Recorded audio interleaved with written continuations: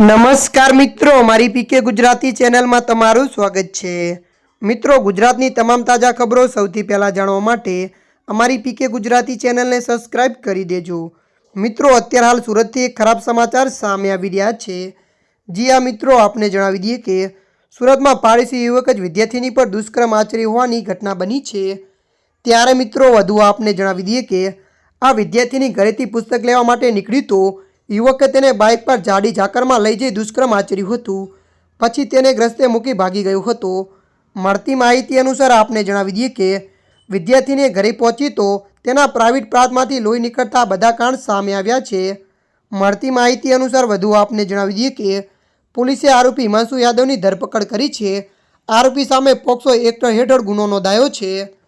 ત્યારે મિત્રો, હાલ માટે આટલું। મળીશું નવી અપડેટ સાથે। જો તમને અમારો વિડીયો પસંદ આવે લાઇક, શેર અને સબસ્ક્રાઇબ કરી નાખજો। ધન્યવાદ।